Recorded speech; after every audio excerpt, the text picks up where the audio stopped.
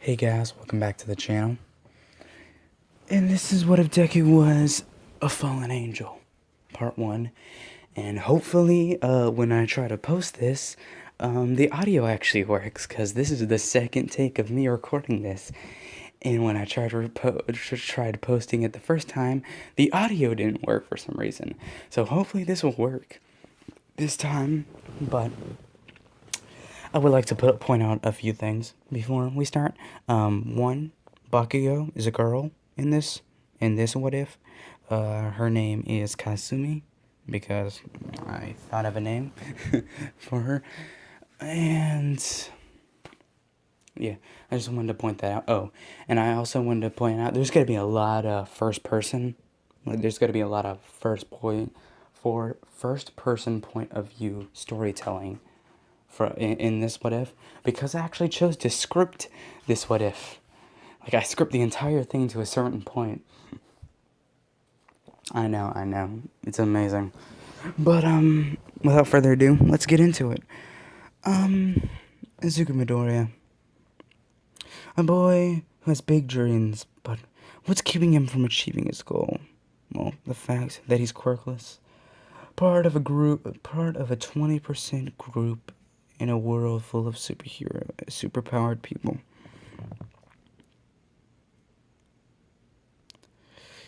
Quirkless is a state of that means you're powerless.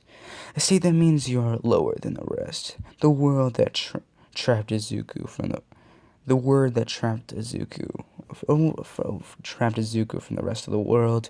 For 10 years, he was tormented for being an abomination, for being weak, and for most of all, being quirkless. Izuku's point of view: you useless Deku, why don't you take a swan dive off the roof and wish you have a quirk in your next life, as my childhood Billy said to me, full of venom in her. Every word I stared at my charred notebook, while she and her goons walked away like it was nothing. Maybe I should, Kajan, maybe I should, I thought to myself as I walked towards the rooftop. As I reached the edge of the roof, came my last words. I'm sorry, Mom. I'm sorry that you had to raise a disappointment. I'm sorry for being quirkless. But hey, maybe I will have a quirk in my next life. Goodbye, Mom. Goodbye, world. See you in my next life. And with that, I jumped off the roof. Kasumi's point of view. Me and the girls were just walking out of school to get some tacos from the taco truck nearby. Then Deku dropped out of nowhere with blood pooling under him. Izuku, I ran towards him to make sure he's alive, but I was too late. I was paralyzed by the event. I regretted everything I've done, everything I said. I regretted it all, but I was too late. Like I said, I scripted this out. I took it. It took me all day, but I actually got it. Izuku's point of view. Where am I? Why is it so dark? Izuku, Kasumi. Why is she here? Please, Izuku, wake up. Why is she crying? Please, I can't do this without you. Kasumi.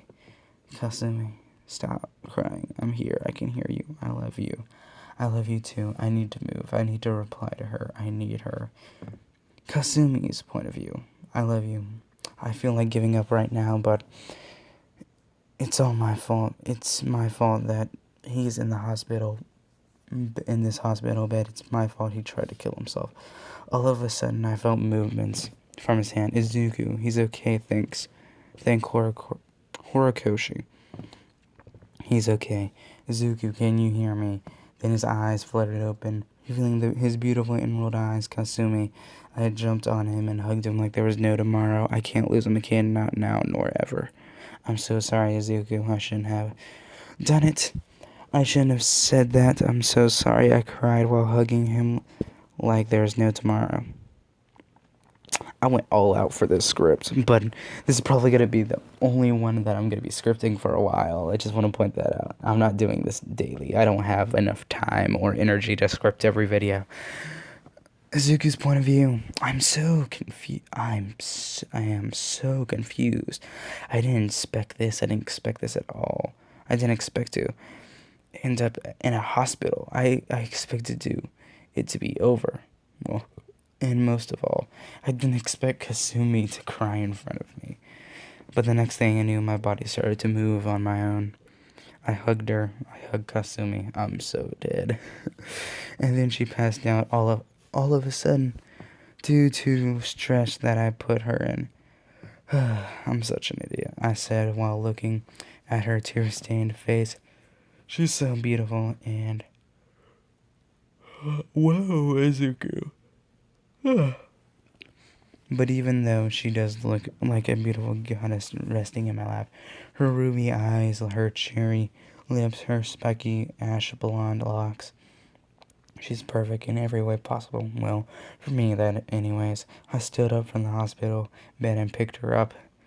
I got the provided blanket by the hospital. I tucked her in. She looked so peaceful, sleeping. I gathered my thoughts and got in bed with her tucking us both in. I went all out for this, and it took me like 2 days to script this video. Izuku, please don't leave me, Kasumi said in her sleep. I won't leave you. Don't you worry, just sleep.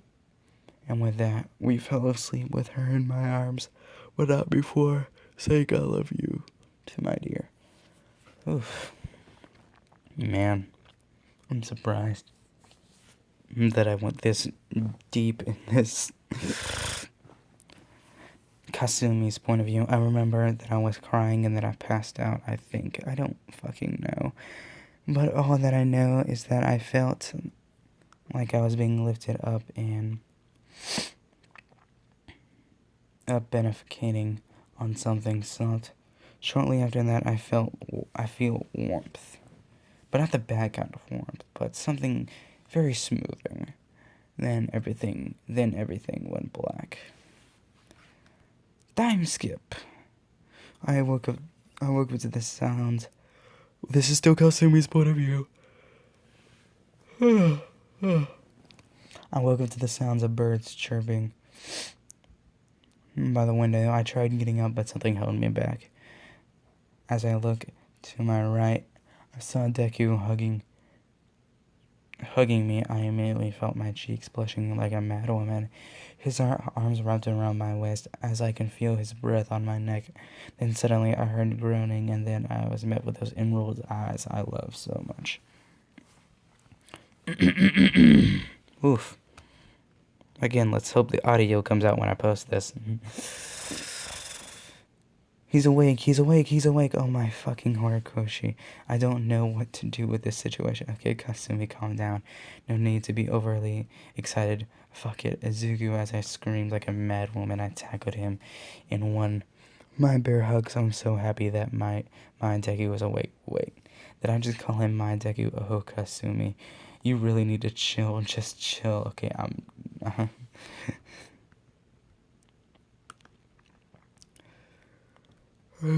Remember, I'm not scripting every video. This is a rare occasion, because I had time on my hands. Izuku's point of view. After a while, Kasumi calmed down. It's not even that late, if I'm not correct. Yeah. Eventually.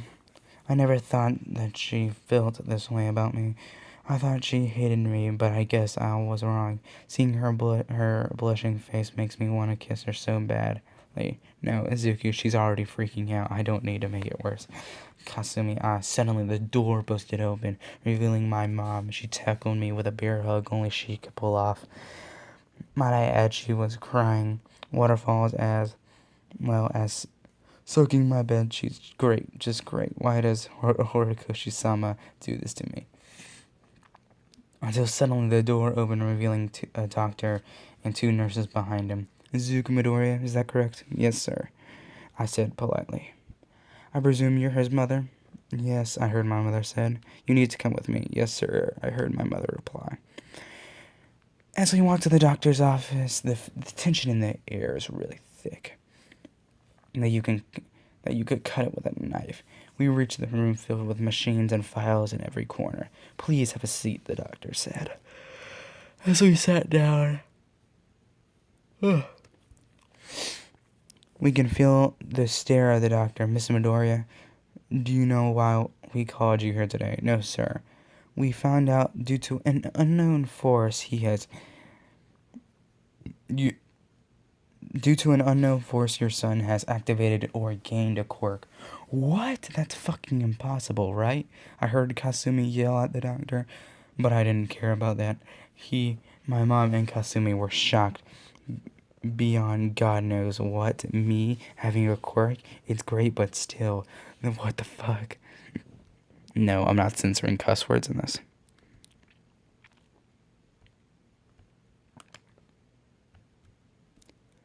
Okay. Azuku's point of view. After composing myself, I think having a quirk will be beneficial in the future. There will be less bullying in the future, right? I hope so. I turned to the doctor and said, "So, what's my quirk, doc?" As soon as I asked the question, I instantly saw a face full of terror and hesitation, whether he should tell it or not. A few seconds later, he spoke in a nervous, serious voice. In a voice so serious that it made the room instantly tense up. Your quirk is one of a kind, and whatever you do, never take this power lightly. This quirk gives you the ability that I'm going to tell you. Listen very carefully. These are what he can do. He can have telekinesis, cryokinesis, pyrokinesis, aerokinesis, geokinesis, thermokinesis,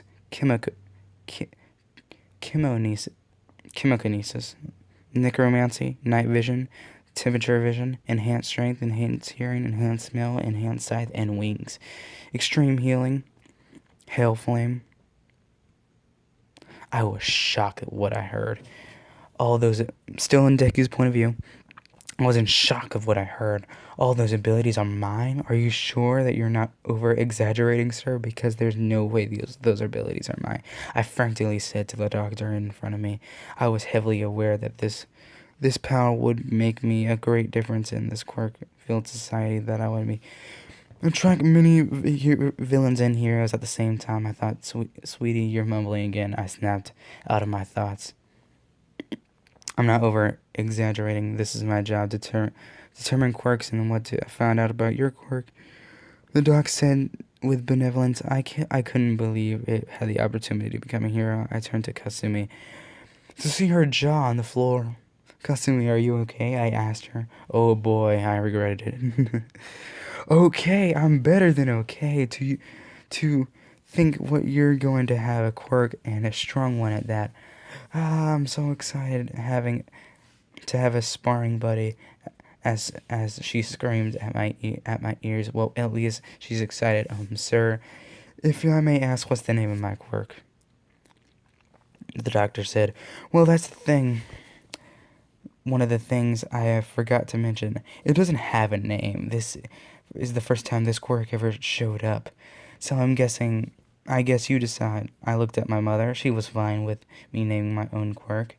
Surprisingly, she approved, and normally she would freak out about this. I guess she was still in shock overwhelmed her. Oh well. With the list of attributes, still in Deku's point of view. With the list of attributes, I've came up with the name Fallen Angel. So what do you guys think? Kasumi raised her hand and asked why Fallen Angel. Which I answered back, it's because I fell off the roof. Remember, I also have a healing ability, so yeah, that's why. I look at Katsumi's face was adorable when she asked me that question. The truth is that I didn't actually base this angel part on the quirk. It's just when I fell, I saw her rushing, calling my name. Well, I guess it's settled. Your quirk name is Fallen Angel. Oh well, and well, about a week or two, you'll get your wings. So come back here, so I can check. The doctor said, "Of course, sir." Thank you. I replied to the doctor. The doctor nodded as we leave. We go out. and paid the bill, and we went back home. Well, that's it for this part, guys. Make sure to like, subscribe, and I'll see you guys in the next part. Peace.